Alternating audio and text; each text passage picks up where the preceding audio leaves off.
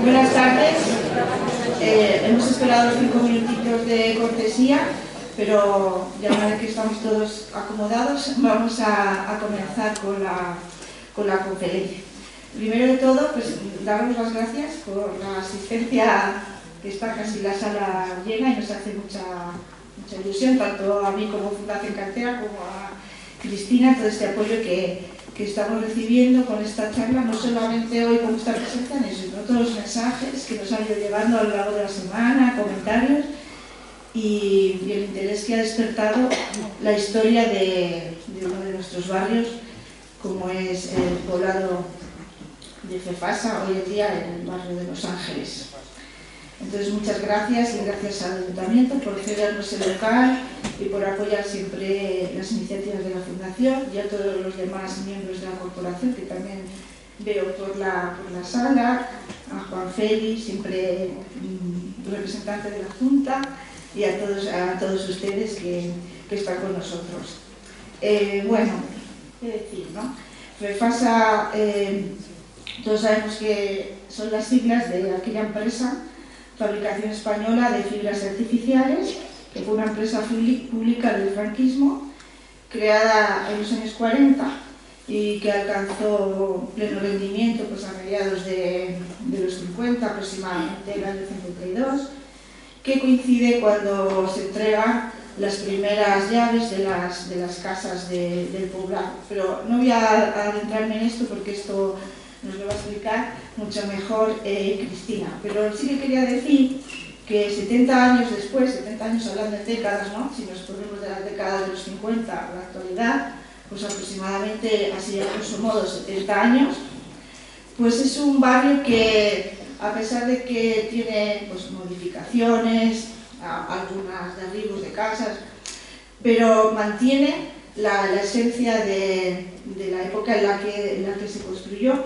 y constituye un patrimonio industrial, la fábrica, pero el barrio, lo que es las viviendas, también constituye para mí un patrimonio vivo, una huella histórica de lo que supuso esa parte de los inicios de la época franquista, ¿no? Casi todos los mirandeses, yo misma también, tenemos familiares que trabajaron en la empresa, un poco de manera análoga a lo que ocurre en Miranda con la Renfe, ¿no? Y con el sector ferroviario. Muchos mirandeses tenemos familiares en la Renfe o familiares en Fefasa, que han trabajado en la Fefasa o en las empresas que después han ido sustituyendo la papelera inicial hasta el final, hasta su cierre, que no sé si fue por el 2009 o el 2010. Digo esto porque es un barrio con historia y con muchos recuerdos familiares para muchos de los que estamos aquí esta tarde y para los que actualmente viven allí. Y por otro lado también es singular, porque es una ciudad jardín. Cristina va a explicar qué consiste ese modelo de construcción o de barrio. Es una ciudad jardín obrera, de la clase obrera, y eso la diferencia un poco de otras que hay en nuestro entorno, que son ciudades jardines que se crearon para la clase económica acomodada. Es el caso, por ejemplo, de la ciudad jardín de Vitoria o la ciudad jardín una de las ciudades jardín de Vizcaya, el barrio de Neguri. Significan con un modo de vida en viviendas unifamiliares destinadas a clases acomodadas, mientras que Miranda, la ciudad jardín, como bien dice el título de la charla, es un poblado obrero. Eso es algo que distingue un poquito también a esta ciudad de Miranda. Nos va a explicar Cristina toda esta trayectoria.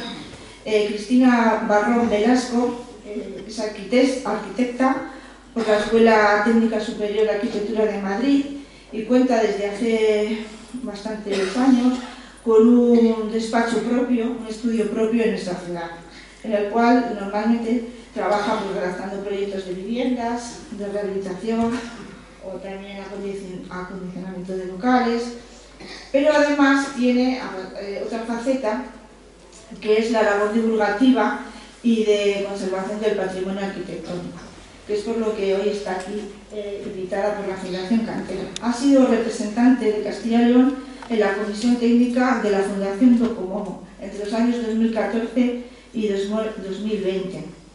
Ha realizado jornadas de divulgación del patrimonio arquitectónico del movimiento moderno en el Instituto Fray Pérez de Urbina, también en nuestra ciudad. Fue comisaria de una exposición que muchos de ustedes recordarán, FEFASA, Fabricación Española de Fibras Artificiales S.A., los espacios industriales y la memoria urbana, que fue promovida por el Colegio Oficial de Arquitectos de Castilla y León Este y que tuvo lugar en este mismo edificio, en las salas de exposiciones de aquí de la Casa de Cultura, y que después esa exposición fue llevada fuera de Miranda, estuvo expuesta en la Escuela Técnica Superior de Arquitectura de Madrid y en el Instituto de Ciencias de la Construcción Eduardo Torroja. Todo esto en torno hace unos años, en torno al año 2017-2018.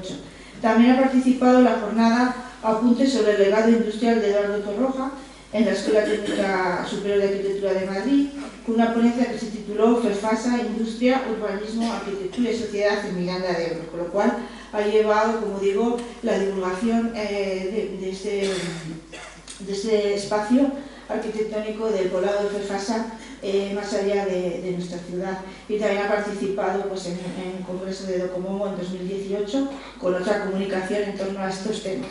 Y hoy pues, nos va a hablar exactamente del poblado griego de FEFASA, 70 años de Ciudad Jardín en Miranda de Ebro. Así que, Cristina, te dejo el micrófono.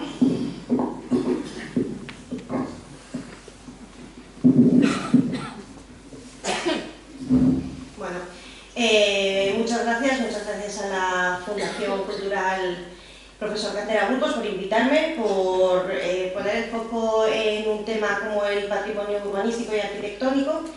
Y bueno, muchísimas gracias a todos por asistir, porque la verdad es que no esperaba tanta afluencia.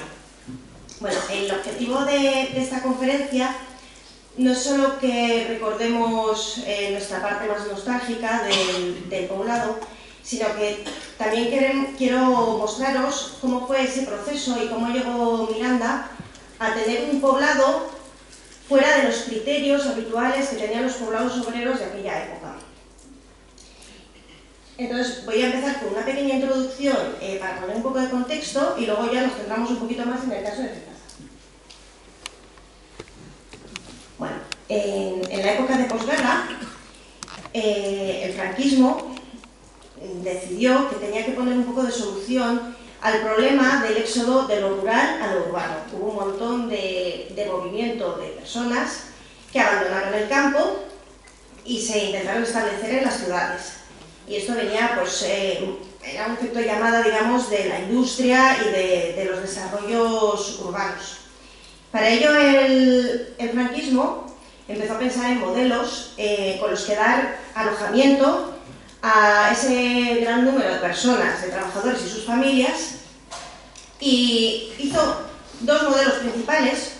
Uno fueron los pueblos de colonización, otros fueron los poblados dirigidos, y hay un tercer caso un poco peculiar, que eran las ciudades residenciales. Bueno, para poner un poco en contexto, los pueblos de colonización estaban situados en los entornos rurales. Se hicieron unos 300 pueblos de colonización en España, muchos están en Extremadura, Andalucía, Salamanca, Zamora. Los creó el Instituto Nacional de Colonización para planificar, para crear ex novo nuevos pueblos con autonomía jurídica, o sea, eran municipios que tenían autonomía económica, jurídica y administrativa. Para que esos pueblos tuvieran unos mínimos, unas garantías mínimas de cara a los trabajadores que los iban a poblar, el Instituto Nacional de Colonización estableció unos criterios.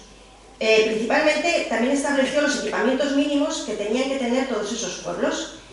Tenían que tener un edificio administrativo, una oficina de correos, un juzgado, una farmacia, un dispensario, Un edificio social, un bar, cine, una iglesia, un salón de baile, escuelas y comercios. Bueno, la finalidad de estos pueblos de colonización era reubicar a trabajadores en el entorno rural. Querían incrementar la producción agrícola, también porque servía de materia prima para llevar a la industria. De esta forma también lo que conseguía era controlar un poco los asentamientos rurales y apaciguar el medio rural. En las ciudades, en cambio, aparecieron los poblados dirigidos. Principalmente estaban en grandes ciudades, en Madrid hubo muchos, pero también hubo en Barcelona, en Bilbao. Para ello se establece la política de poblados. El primer plan de vivienda nacional del Instituto Nacional de Vivienda y el primer plan sindical de la obra sindical del hogar. Bueno, estas viviendas, que eran muy comunes, eran viviendas en bloque, viviendas al uso como las conocemos, bloques de viviendas que conformaban una especie de barrios periféricos de la ciudad. ¿Por qué hacían esto? Porque llegó a haber un 16% de viviendas que se encontraban conformando poblados chabolistas de gente que se movía del campo a la ciudad, que posiblemente tenía trabajo en la ciudad, pero no podía acceder a una vivienda porque no existía. Estas viviendas, que se tuvieron que construir un poco rápido, pues eran unas viviendas de bajo coste, de 4 o 5 plantas, y tenían unos equipamientos, vamos a decir, básicos. Sí que había iglesia, locales comerciales y escuelas, pero seguían dependiendo de la ciudad en la que se encontraban. Bueno, para acceder a ellas y para seguir teniendo un poco el control del trabajador, el franquismo obligaba a la afiliación al sindicato vertical. Y luego tenemos el tercer caso, que era un caso un poco atípico. El franquismo construyó algunas residencias para trabajadores, unas residencias vacacionales, pero decidió importar el modelo de ciudad de vacaciones. Para ello construyó únicamente 3 ciudades de vacaciones, una en Tarragona, una en Marbella y otra en Asturias. Bueno, esta es la de Asturias. Como podéis ver, eran unos conjuntos de viviendas unifamiliares que muchas veces no eran viviendas completas, sino que eran varias habitaciones, un baño, un salón o una zona de estar más o menos amplia, pero que luego tenían elementos comunes para que el trabajador siguiese teniendo una vida comunitaria relacionada con el trabajo. Pues, por ejemplo, solían tener zonas de comedor comunes, la iglesia, un centro médico, locales comerciales. Y bueno, la finalidad era crear espacios de disfrute del trabajador para su época de vacaciones, para sus 15 días de vacaciones, pero siempre un poco manteniendo ese control. Bueno, esto se le llamó lo que conocemos el paternalismo industrial. El paternalismo industrial era la obra social como sistema para tener el control del trabajador, tanto en su tiempo de trabajo como de no trabajo. Siempre el trabajador seguía vinculado a la empresa de alguna forma. No solo el trabajador, también su familia. ¿A cambio qué les daba? Bueno, pues a cambio les daba muchas veces una residencia con mayor calidad que las que podía encontrar en las ciudades. Lo veremos, por ejemplo, en el caso de FEPASA. Les daba una serie de equipamientos, también de cierta calidad, y les daba escuelas, iglesias, que permitían un poco seguir dirigiendo la educación y la vida de los trabajadores. Bueno, por otra parte está el tema de la ciudad jardín. Pero la ciudad jardín es un poco, en el fondo, una utopía, porque es una propuesta que, bueno, la primera propuesta tuvo lugar en Londres, lo hizo Howard, Ebenezer Howard, en Londres. ¿Qué proponía? Era una propuesta de una ciudad, vamos a decir, autosuficiente, de un tamaño que permitía una vida social, pero que tenía un tope de crecimiento, para que siempre fuese una ciudad en sí misma, o sea, que no se ramificara más de lo necesario. Esa ciudad, que principalmente se establecía como a base de viviendas unifamiliares aisladas, pues fomentaba mucho el verde, que hubiese avenidas arboladas, jardines, zonas verdes comunes. También se intentaba que fuese un poco autosuficiente de cara a los núcleos urbanos más grandes. Y luego también tenía un poco de carácter propio, ¿no? De aspecto propio en cuanto a su composición general. No quiere decir que evidentemente había distintas viviendas de distintos tipos. Además, solía estar rodeada de un cinturón rural que digamos que lo separaba físicamente. La idea utópica era hacer una especie de red de ciudades jardín comunicadas entre ellas, pero bueno, realmente como realidad formal pues no se consiguió nunca. De hecho, luego lo que pasó con algunas ciudades jardín que se hicieron en Inglaterra es lo que hablaba Laura, ¿no? Que al final, en vez de ser ciudades para trabajadores, porque estaban pensadas para trabajadores, empezaron a especular y se convirtieron un poco en zonas un tanto elitistas y que no era la finalidad de estas. Bueno, pues ahora un poco volviendo a nuestro entorno, nos ponemos en España en el siglo XX y la celulosa se valora, ya incluso antes de la guerra, como un material estratégico. Y la finalidad de los gobiernos era conseguir que la celulosa se pudiese generar a través de toda una red, tanto de materias primas como de industria, establecida en España, que no tuviésemos que depender de otros estados, de otros países. En 1940, en enero de 1940, Antonio Robert, que era ingeniero y posteriormente fue jefe de planificación del Ministerio de Industria y Comercio, hizo un informe.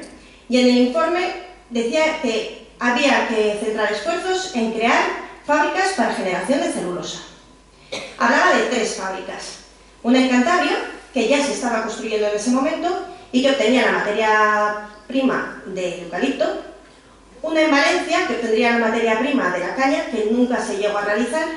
Y otra en Valladolid, que obtendría la materia prima de la paja de cereal. En 1940, por lo tanto, y a raíz de este informe, se declara de interés nacional la fabricación de fibras celulósicas en ciclo completo.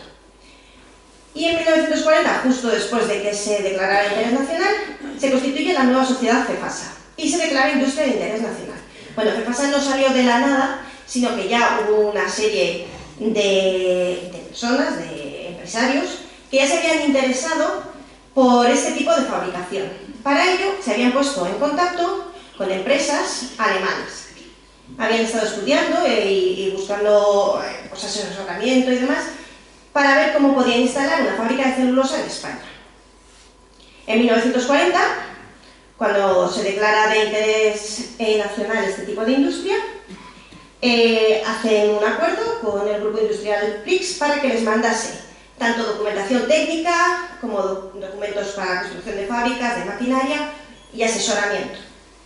¿Qué hace lo primero este grupo industrial alemán? Decir, mira, Valladolid no. Hay un sitio mejor, estudió, dijo, hay un sitio mejor por calidad de aguas y por comunicaciones. Miranda de Ebro.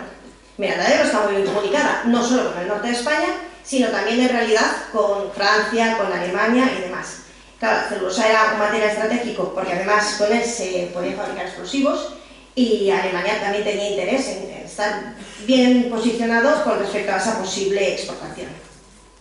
Bueno, deciden que Miranda de Ebro, no sé con qué administración sí o no, y deciden la localización ideal.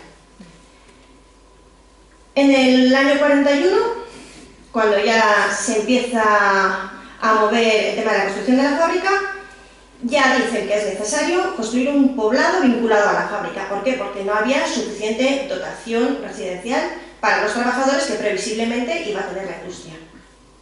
En el documento FEFASA, Memoria del Ejercicio 41-42, los promotores de la fábrica plantean: con la intervención de la obra sindical del hogar y sin desembolsos para FEFASA, la construcción de una importante ciudad obrera, emplazada al frente de nuestros terrenos, en la que tendrán albergue y vida modelo los que trabajen en nuestras fábricas.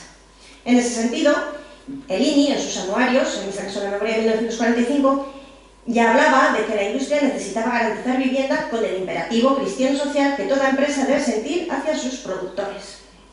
Bueno, está claro que era una línea común. En el año 42 le encargan a un arquitecto externo, Carlos de Miguel, que haga un estudio, un anteproyecto para un poblado en los terrenos frente a la fábrica.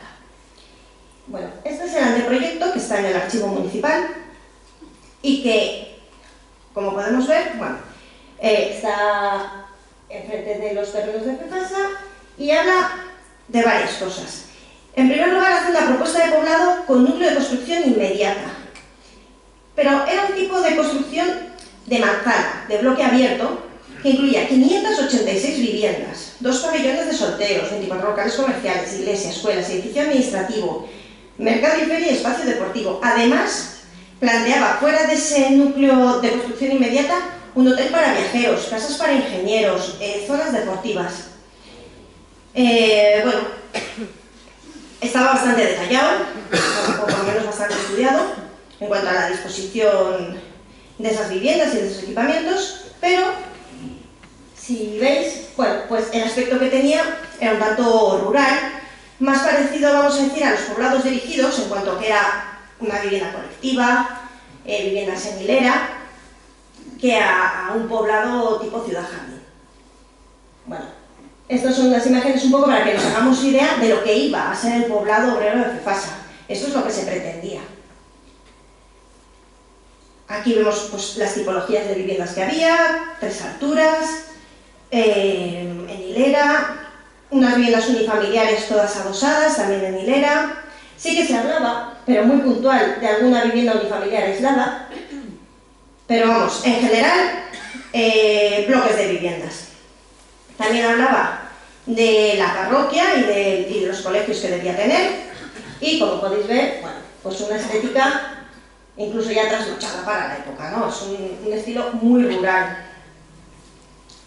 Aquí una axonometría que aparece, un edificio administrativo, también pues, una estética tradicional, y como curiosidad, unos pabellones para solteros, que eran unas dotaciones habitacionales. Había una habitación que compartían 4 personas, en la que únicamente estaba la habitación, todo el resto, baños, comedor, zonas de estar, eran comunitarios. Bueno, ¿qué pasa? Que en el año 43 estamos en un contexto europeo bélico. Ahí está la Segunda Guerra Mundial y la situación financiera es muy delicada.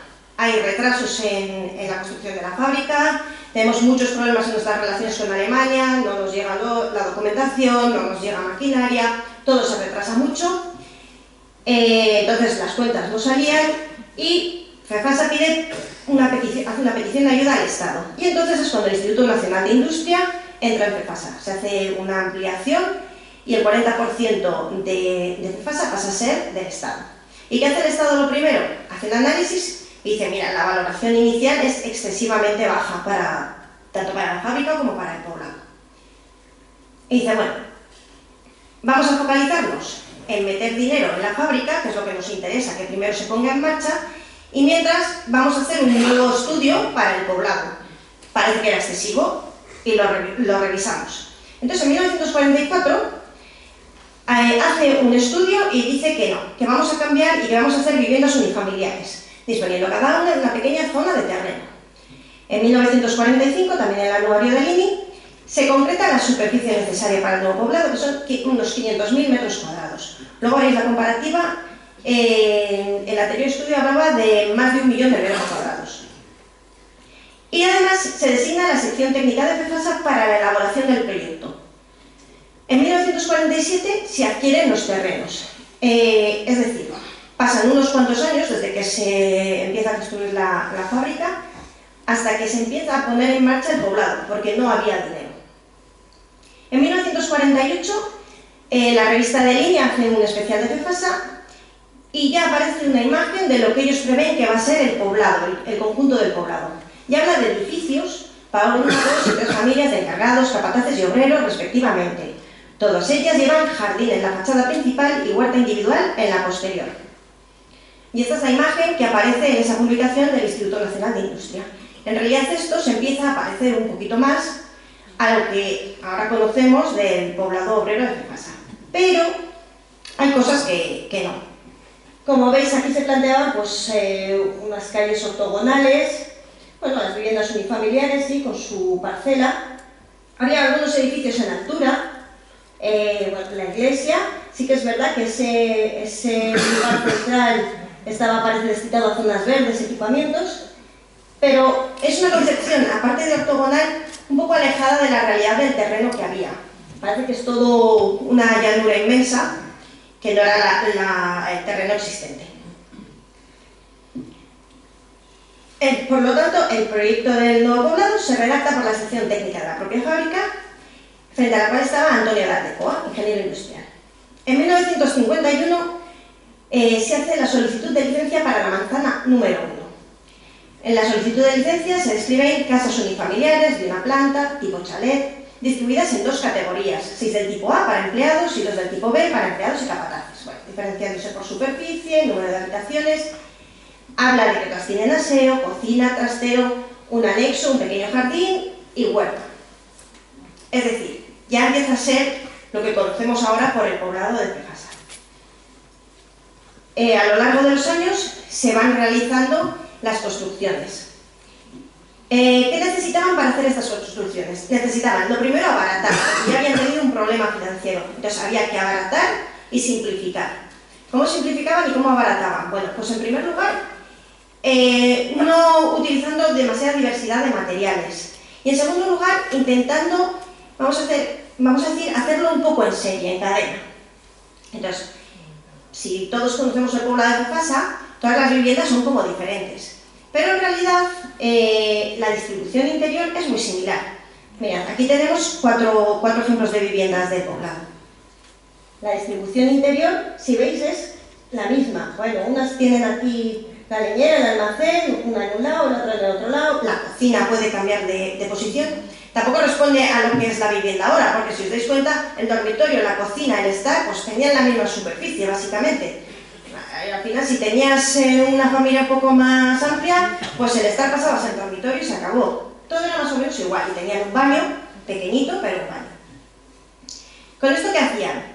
Simplificaban mucho, o sea, era muy difícil que te equivocaras. Tú ibas ahí, hacías la cimentación, todo era similar. Hormigón en masa, en el perímetro, porque luego eran muros de carga. Esos muros de carga tenían unas características técnicas, aquí sí, un poco avanzadas, que seguramente venían influenciadas por Alemania, porque tenían 2 muros de ladrillo y una cámara en medio ventilada. Esto era una mejora energética y una mejora en salubridad. En las primeras fases, las primeras manzanas se construyeron con cubierta de madera y ya las siguientes se realizaron con cubierta de hormigón. Como veis, lo que las diferenciaba era realmente la fachada. El tratamiento de las fachadas era particular de cada una de las viviendas. Esto es un plano. Con este plano hacían una casa. Nosotros ahora hacemos 35 planos para una vivienda. Pues con este hacían las viviendas de Cefasa. Lo que hemos visto, ¿no? Cimentación, una distribución sencilla, acotada y un alzado con sus características propias. Aquí vemos otros ejemplos. Estos ejemplos, si veis, la distribución es un poquito distinta, pero bueno, entre las dos son iguales, lo que cambia de nuevo es la fachada. Y este es un tercer ejemplo con una distribución similar a la que hemos visto al principio, pero que aquí la característica de esta vivienda, la cubierta la tiene a 4 aguas, y luego, bueno, pues un tratamiento de fachada, pues un poquito más elaborado quizá. Había distintos tipos de cubiertas, especialmente, que daban como un cariz más especial a algunas tienen pues, mucha pendiente, otras tienen unas cubiertas un poco extrañas, incluso casi amansardadas, a 4 aguas, a 2 aguas. Había viviendas muy modernas para la época, que son las que tienen la cubierta casi plana, y todas tenían esos elementos comunes de jardín, de huerta y de unas características de calidad que incluso no se encontraban en la época. O sea, muchas viviendas de Miranda todavía no tenían baño. Estas todas tenían su baño. Para que nos hagamos también una idea de cómo fue el proceso de construcción, esto es la ortofoto del vuelo aéreo americano de 1956. Vemos Miranda, aquí vemos la fábrica, y ahora nos vamos a acercar un poco al poblado.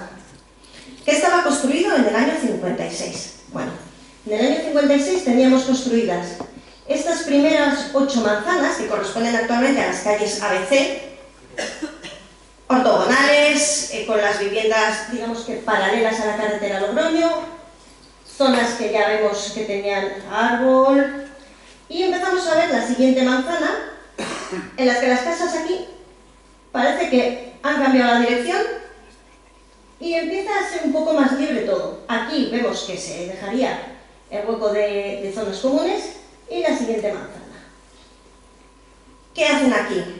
pues son listos. Si queremos poner todo plano, tenemos que mover muchísima tierra y eso cuesta muchísimo dinero, porque la tierra hay que llevarla a algún sitio, hay que hacer excavaciones, llevarla al sitio. No. Vamos a aprovechar la orografía del terreno, la orografía preexistente, y vamos a hacer las calles, los desniveles y todo, aprovechando esto para mover el mínimo de tierra. Tanto era la intención de mover el mínimo de tierra que todas o casi todas las casas del poblado están un poco elevadas. ¿Por qué? Porque excavaban y esa tierra que salía rellenaba en el centro y la casa quedaba un poco elevada. Gasto mínimo. Bueno, aquí es otra imagen, posiblemente no tengo la fecha exacta, pero puede ser del 52, 53, en la que vemos esas primeras viviendas y el poblado de vallas. Bueno, lo que hemos hablado, ¿cómo construían estas viviendas? Bueno, aquí veis que se iban construyendo como de forma continuada. Aquí vemos que una, pues han hecho la cimentación, están empezando a levantar, mientras que otras, bueno, pues tenían ya fachadas hechas. Aquí vemos como, bueno, fijaos que en esta se ve muy bien cómo simplificaban la construcción. En este caso, las ventanas están hechas, si lo veis aquí, con arcos de descarga, porque utilizábamos el ladrillo y no nos liábamos, no teníamos que conseguir hierro, que estaba caro. Todo era ahorrar y hacer rápido. Aquí veis lo otro que os he contado, excavábamos, metíamos la tierra y no hacíamos apenas movimiento de tierra. Las fases, ¿no? Como aquí pues estaba empezado a levantar las fachadas, esta ya tenía un poco más, aquí ya estaban con la cubierta. Bueno, y aquí para que veáis que era muy difícil equivocarse, cuando lo hacemos todo igual es difícil equivocarse. Las cimentaciones similares y aquí ya otras viviendas en otra fase. Bueno, esta imagen es posiblemente del año 58, de la visita de las autoridades, y esta última imagen es la que empezamos a ver ese carácter más amable del urbanismo del poblado. Vemos esa zona ajardinada, con árboles que bueno, todavía estaban pequeñitos, esta calle en curva. Tenemos que entender que, claro, estas calles eran amplias para la época, no necesitábamos que se cruzasen dos coches y tener aparcamiento en línea en un lado. El tránsito era principalmente peatonal, en bici, por lo cual eran unas calles amplias para el uso que se les daba. Bueno, y aquí vemos las viviendas, ¿no? Cada una con esas características propias. Aquí vemos las características que nos hablan un poco de esa relación con la ciudad-jardín. Calles anchas, con arbolado. Aquí también. Aquí vemos construcciones con otras características. Es verdad que la mayoría de las viviendas son unifamiliares aisladas, pero se hicieron algunas construcciones pareadas, simétricas o en hilera. Aquí unas viviendas de estas que os he hablado que pueden tener una estética más moderna, con la cubierta plana, las que eran viviendas para los capataces, y aquí pues otras con estas características más especiales, ¿no? Una estética, bueno, pues más especial con esta cubierta. Para que veamos la diferencia del inicio y el final, esta parte es la primera fase, la de las viviendas con cubierta de madera, más ortogonal, vallas, y esta fase ya es el final del poblado, con estas formas más orgánicas, calles en diagonal, viviendas que no necesariamente están pegadas a la calle principal, sino que pueden estar retranqueadas e incluso giradas en su orientación. Como resumen, el poblado que no tenía que ser así. Esto era lo que os he contado al principio, el poblado de Cepasa, 1.200.000 metros cuadrados de superficie. El núcleo de construcción inmediata, la zona de deportes y las viviendas de ingenieros y el hotel de viajeros. Luego se reduce, en el año 42 se reduce y empiezan a hablar ya de unos 600.000 metros cuadrados en una especie de reparto más ortogonal. Aldecoa propone bajar de los 500.000 metros cuadrados, sigue habiendo un reparto ortogonal, incluso hay en alguna fase que se habla de la zona que luego ocupó el lago. Y por último, lo que se ejecutó. Las viviendas de las primeras manzanas y luego ese reparto mucho más ortogonal, mucho más libre, con la zona central de zonas verdes y equipamientos. Al final, unos 350.000 metros cuadrados, es decir, en el año 41 la previsión era pues, seguramente inabarcable y se tuvo que reducir casi a un cuarto. Esto es un estudio que hicimos en su día sobre las tipologías de viviendas. Como veis, bueno, pues hay algunas que tienen un tipo más tradicional. Realmente esto del tipo tradicional, claro, tradicional no rural. Desde luego el poblado obrero de Fefasa no habla para nada de lo rural. Habla de viviendas unifamiliares con una estética quizá sí más tradicional en cuanto a las cubiertas inclinadas o las huertecitas, pero nada que ver con lo rural. Hay tipo tradicional exento, las moradas, tipo moderno exento, tipo moderno adosado, y luego hay hay algunas edificaciones que han sido alteradas o sustituidas. Pero además del valor del poblado en sí, de las viviendas, en Fefasa se hizo un esfuerzo por hacer una arquitectura que hablase más de lo moderno, de lo que conocemos como arquitectura del movimiento moderno. Bueno, especialmente la iglesia, que yo creo que todos conocemos, en la que intervinieron Eusebio Canonge y Almarcha, que desde luego nada tiene que ver con aquella iglesia del primer anteproyecto que parecía una iglesia rural, ya os digo que incluso trasnochada, ¿no?, para la época. Esta iglesia elevada sobre el plano del poblado, de hormigón, habla como de dos volúmenes, ¿no?, que intersecan, de hormigón, con una luz potente, y bueno, que si algunos no lo sabéis, en el año 2019, por ahí, la incluimos en el registro Docomomo de arquitectura de interés o de valor en el movimiento moderno. O sea, estos registros son a niveles nacionales, con lo cual que esté incluida en el registro es que realmente un comité de expertos ha valorado que efectivamente el interés va más allá de lo local. Luego está el edificio de la escuela de chicas, el colegio de chicas, que lamentablemente, bueno, pues luego desapareció, pero que hablaba también de una intencionalidad muy clara, mejorar esas clases. Todas tenían iluminación, estaban giradas para garantizar una iluminación. Su zona de baños particular, unos elementos comunes, un patio, un salón de actos, bueno, y unas habitaciones para las monjas de la congregación. Desde luego es un edificio que tenía muchísimo interés arquitectónico, para nada un colegio al uso, porque pensad que en esta época los colegios que se hacían eran como los colegios que conocemos, como Alduba, El Príncipe, o sea, eran colegios que seguían también unas directrices que marcaba el franquismo, y esto se aleja radicalmente de eso. También el de chicos, que también tenía pues, una disposición, una especie de doble pastilla, con sus aulas, sus zonas comunes, también unos dormitorios, el patio.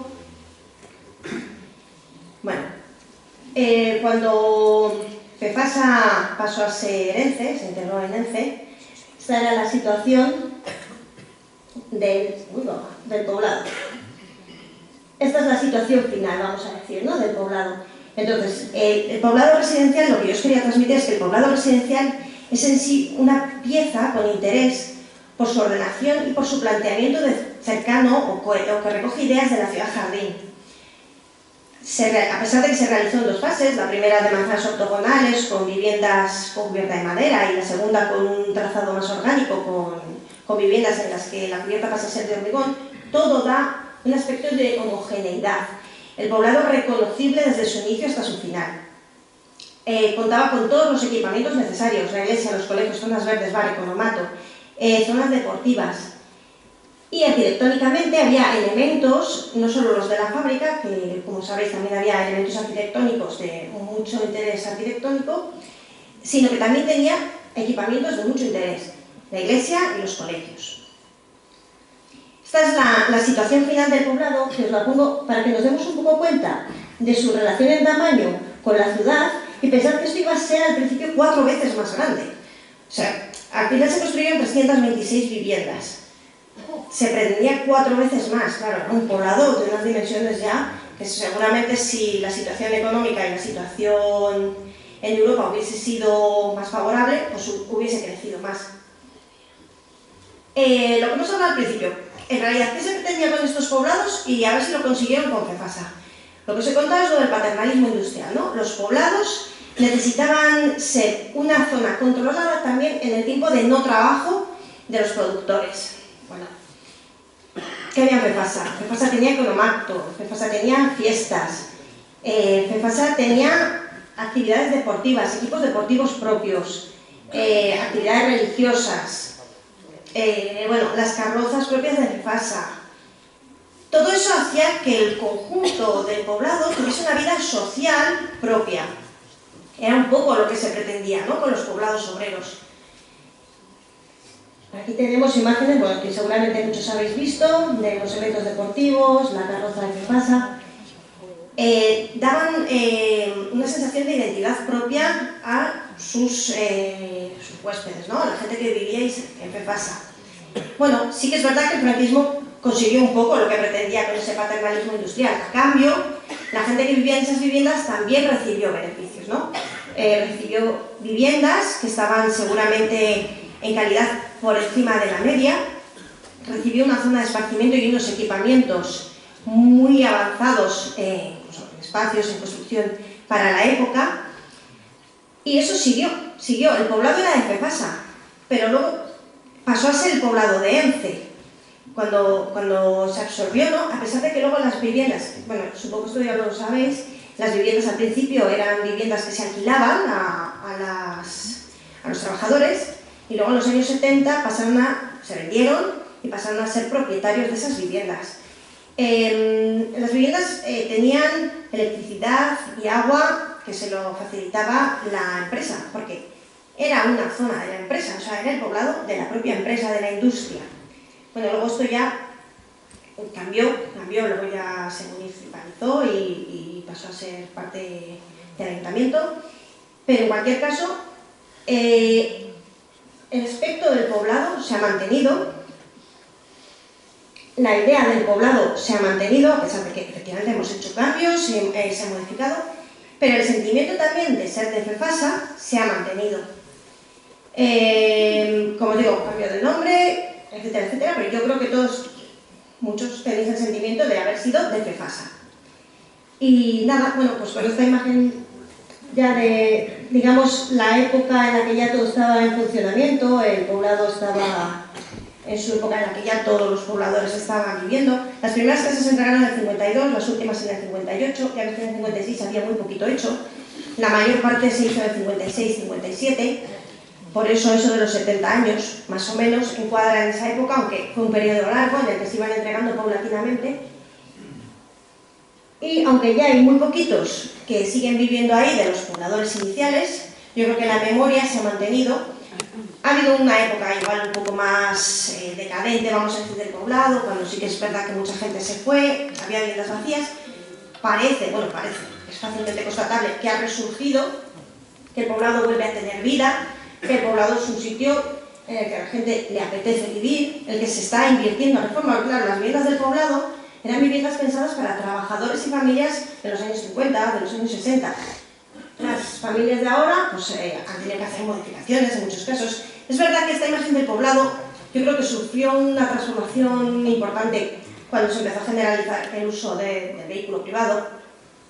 Pero bueno, en cualquier caso, dentro de lo que la normativa, para mi gusto, la normativa urbanística ha sido demasiado laxa y ha permitido demasiada modificación, el aspecto general yo creo que sigue manteniéndose y se sigue identificando como un poblado propio. Y nada, que muchas gracias por vuestra atención y espero que os haya gustado.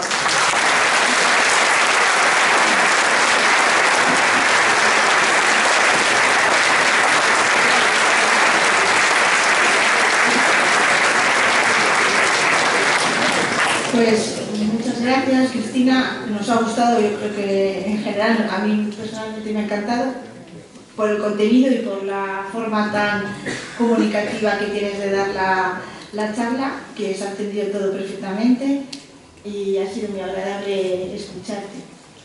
Ahora, si os parece, como tenemos un ratito, Nada, simplemente quería decir una cosita que no tiene que ver con la charla, pero que tenía la intención de decirla en el inicio, y no la he dicho, pero que lo voy a decir ahora. Hoy es un día especial para la Fundación Cantera, porque es 6 de mayo. El 6 de mayo, tal día como hoy, de 1951, hace 75 años, Francisco Cantera Burgos ingresó en la Real Academia de la Historia. Pronunció su discurso públicamente y me parece que es una fecha digna de recordar, que además que coincide con esta época de inicio del poblado de Fefasa. Ha aparecido una fotografía en la que aparecían las autoridades, que en el año 57 o no sé si 58 vinieron, también vino el general, el dictador Francisco Franco, y en el archivo de la Fundación Cantera, no las hemos traído hoy, pero quien quiera verlas están ahí a disposición, existen también fotos de esa visita oficial y en la que también participó Francisco Cantera, y las tiene allí en su archivo. Están también publicadas en el libro de la biografía. Y bueno, simplemente os quería contar a mí, como todo lo que tiene que ver con Francisco Cantera me parece especial, pues os quería decir, igual no lo compartís, pero os quería decir que coincidía hoy 6 de mayo, justo 75 años del ingreso de Cantera a la Real Academia de Historia, que hasta fecha, si no me equivoco, es el único mirandés que ha tenido ese honor o esa dignidad de pertenecer a la Real Academia de la Historia. Y sin más, ahora vamos a abrir un turno de preguntas o intervenciones. Los patronos de la Fundación tienen por ahí el micrófono y podéis hacer alguna pregunta a Cristina, o también si queréis contar, que sé que algunos sois vecinos del poblado o habéis ido, y si queréis contar alguna experiencia o cómo habéis vivido toda esa época que se ha contado esta tarde. Así que si queréis levantáis la mano y os acercaré el micrófono.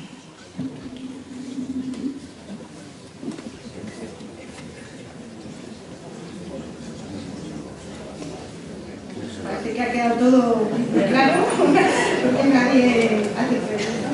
Bueno, por ahí levantan la mano. Te voy a pasar el micrófono para que... Buenas tardes. En primer lugar, agradecerte la charla, porque casi todos los que estamos aquí hemos vivido o tenemos relación con el poblado, y por lo menos para mí me ha parecido muy interesante.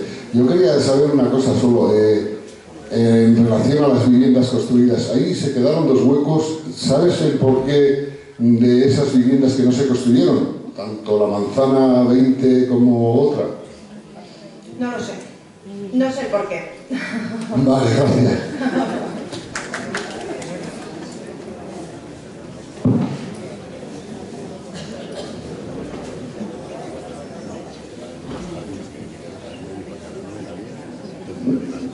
Mientras alguien más piensa su pregunta, yo te quería, aunque lo has dicho ahora casi al final, que a ti te parece personalmente, y desde el punto de vista profesional, que la normativa de protección de las viviendas ha sido bastante laxa. Yo estoy bastante de acuerdo con eso, pero quería que profundizases un poco más. ¿Por qué te parece o qué cosas han permitido que tú consideras que no se hubieran tenido que hacer? Bueno, principalmente yo creo que la normativa ha permitido ampliar las viviendas más allá de esos límites que los retranqueos hacen, que garantizan que las viviendas sean exentas, ¿no? Entonces han empezado a aparecer construcciones adosadas a linderos que hacen que se pierda un poco esa imagen de ciudad-jardín o de ciudad de viviendas exentas. Entiendo que las necesidades de las familias pues han cambiado y que ha sido un poco adaptativo, ¿no?, a las necesidades. Se han demolido viviendas, viviendas igual un poco fuera de escala, vamos a decir, que efectivamente la normativa lo ha permitido. Es verdad que a veces es muy difícil hacer una normativa general cuando hay, como en este caso, ¿no?, 326 casos particulares. Había viviendas adosadas, pues sí, había viviendas adosadas y pareadas. Pero claro, no era el caso general, y eso se ha permitido en todo el poblado. las intervenciones, en algunos casos, pues digamos que han desconfigurado un poco esa estética.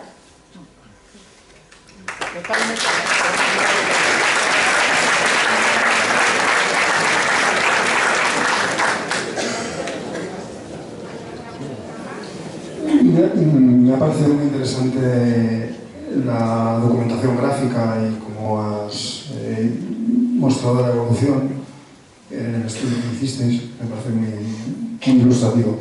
Quería preguntarte si la necesidad de tanto ladrillo, porque entiendo que es el material fundamental, hizo posible hacer alguna industria de fabricación de ladrillo aquí, o se trajo de otro sitio el ladrillo. No sé si lo sabes eso. A ver, hasta donde yo sé, no promovió la creación de industria de fabricación de ladrillo. En todo caso, lo que yo creo que se buscaba era, vamos a decirlo, del kilómetro cero, ¿no? El producto del kilómetro cero. O sea, productos que se pudiesen conseguir de forma fácil en un entorno cercano, porque eso nos daba, abarataba costes y nos daba rapidez. Pero que sepa que eso promovió la creación de nuevas industrias, lo desconozco. Diría que no, pero lo desconozco.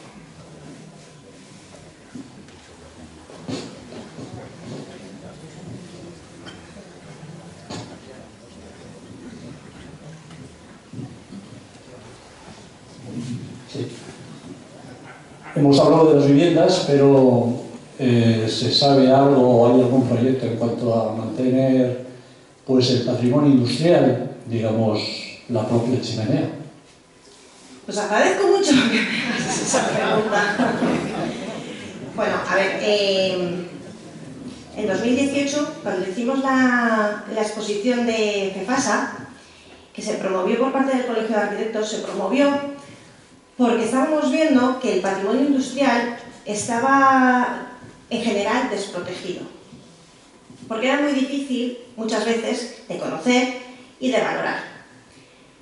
En nuestro caso, fíjate que era incluso más fácil, porque teníamos una firma, que era Eduardo Torroja, que ya tú la veías y decías, ostras, que esto lo firmó este hombre. Aunque luego es verdad que él hizo parte y había otra parte hecha por Ildefonso del Río. Pero, aún así, el patrimonio industrial está muy focalizado a su uso, a su utilidad. En Miranda, lo que ha pasado es que, por ejemplo, la chimenea es un hito visual. La chimenea nos ha servido de elemento de reconocimiento de la ciudad. Si evidentemente ahora no tiene uso, pero se ha intentado promover, tanto desde la Fundación Docomomo como desde el Colegio de Arquitectos, y creo que, por ejemplo, desde el Instituto Torroja también, la protección de los elementos que creíamos que tenían más valor y que todavía se conservaban, claro, que la chimenea, el almacén de paja y la depuradora. Yo comprendo que estos procesos son laboriosos, son largos, pero hemos instado, principalmente al Ayuntamiento, a que los catalogue. Sé que ha habido pues, otras iniciativas, como declarar los BIC, que yo lo veo más complicado, o por lo menos no lo veo como el paso directo, quizá es mejor una protección. El problema de estos elementos es que ahora están desprotegidos y que dependemos de la buena voluntad del propietario del momento. Tienen un mantenimiento, o sea, evidentemente tienen un mantenimiento. No será porque no hemos insistido en ello. No será porque no hemos insistido en ello. Entonces yo espero que poco a poco, más pronto que tarde, estos elementos se protejan y se mantengan, bien por su valor arquitectónico, bien por su valor social, hito visual, como es la chimenea.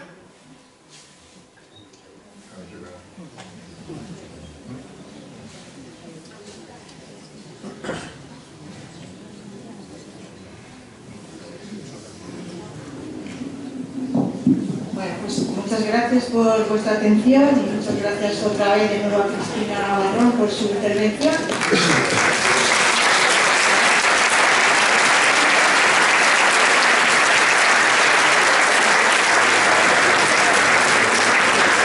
Por parte de la Fundación, pues deciros que con esta conferencia de mayo cerramos la primera mitad del año 2026 en cuanto a la programación de conferencias, y que nos tomaremos ya pasado el verano, en septiembre o octubre, y iremos anunciando pues, progresivamente. La Fundación sigue trabajando todo el resto del año, también en verano. Tenéis a disposición de todos la biblioteca todos los días y seguiremos con la divulgación en el programa de radio, pero cerramos hoy la primera mitad del año en cuanto a conferencias. Que os doy las gracias a todos los que habéis asistido desde enero hasta hoy, porque hemos tenido este año mucha aceptación, mucho público, casi récord de público, en casi todas llena la sala, y estamos muy agradecidos.